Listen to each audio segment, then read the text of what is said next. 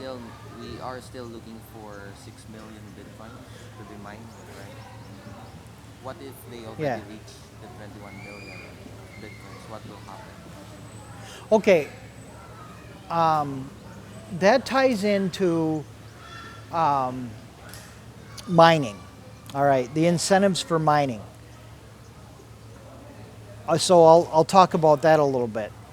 When it started out, there were 50 Bitcoin blocks every 10 minutes. 10 minutes. Now, back then, Bitcoin wasn't worth very much. And so you needed a lot of them in order to have some real world value. They create a block every 10 minutes. 10 minutes. 50 Bitcoins every 10 minutes it was originally. That's a drop. That's what they That, call the drop. that's a Drop of a block. block. That's a block. Okay, on the average. On an Where does average, it go? After it is created, where does it go with that block that has been created? okay, well, it's recorded in the blockchain, and then the miner that solved that block has the keys for it, has the key for that block. Has the key, and it comes with a certain amount of It bitcoins. comes with 50 bitcoins, Okay. right? Or back then it did. Now, in addition to that, if that miner was accepting transactions with fees, he could also include those fees in that block. To the block. Okay. And so he would get the 50 bitcoins plus the fees. So the block are the addresses. Not really. The Bitcoin address.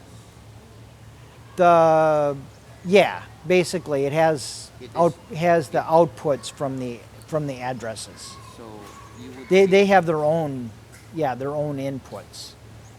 The block has its own inputs. So you're it's still it's like a putting it in the block is like a transaction.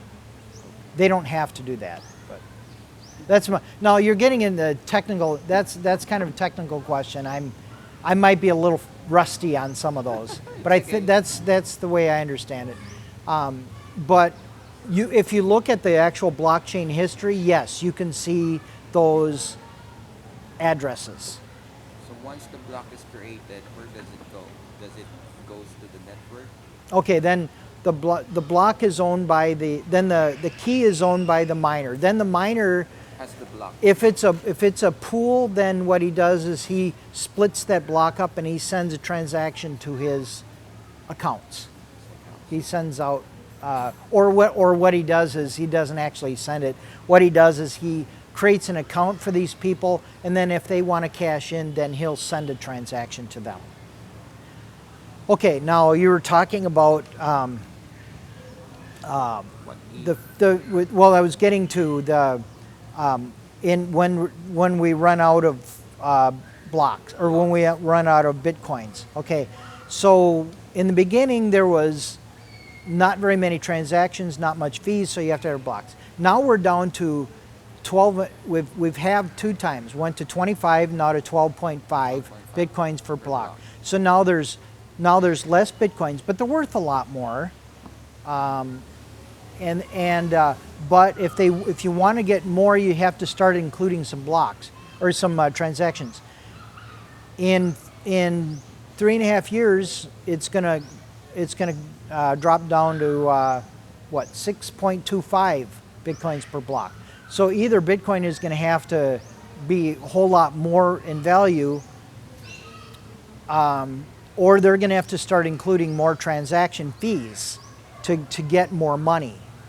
And so eventually, when it's down to like 1 Bitcoin or less than 1 Bitcoin per block, then you're going to rely, Bitcoin is either going to have to be astronomically high in price, or you're going to have to start including a lot of transactions. Well, with that 1 megabit block size, there's only so many transactions you'll ever be able to allow into the block.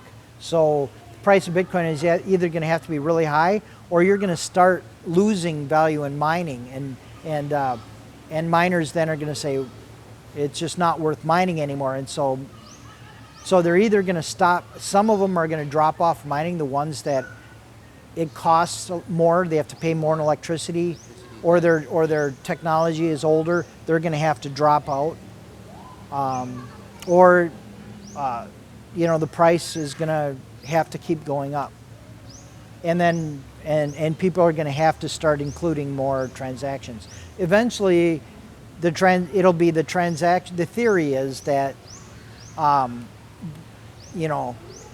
quarter of a Bitcoin isn't going to be worth enough to mine with, but there's going to be so many transactions, and the fees are going to be $100 each or whatever, that that's going to make it worth it, and you're going to get 50 Bitcoins just in fees, or whatever. So that's the theory. What if we reach already the 21 million cup of Bitcoins? What would happen to Bitcoin network?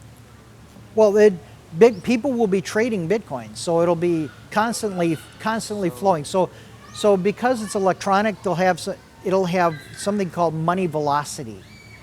Money velocity is like there's an old story where a stranger comes into town in the Old West, and he wants to get a room for the night. He puts a $100 bill down on the counter, and he says, I want to go take a look at the rooms. And the owner says, yeah, go ahead, go take a look at the rooms. While he's up there, the owner goes on and says, you know what, I owe the bartender $100. I'm going to quick go pay him. And then so he pays the bartender, and then the bartender says, oh, well, I owe the store owner $100. So I'm going to go pay him with it. And then the store owner comes back and says, hey, I owe you the hotel $100. So he puts it back on the counter. And the stranger, and so everybody's bills just got paid, and the stranger comes back down and says, no, I don't like any of the rooms. He takes $100 and goes away. So the $100 just paid everybody's bill, just paid $400 worth of bills with one bill, $100 bill. And so that's money velocity in a nutshell. And that's Bitcoin will be just with this Lightning Network. Bitcoins will be able to, like lightning, you'll be able to transact money securely, where it can't be reversed, and instantly anywhere. There'll be so many Bitcoins flying around like that it'll be more than enough to handle every transaction in the world. Between the value of the Satoshi, each Satoshi will be worth so much that, for paying bills, that they'll be just flying around. That's the theory.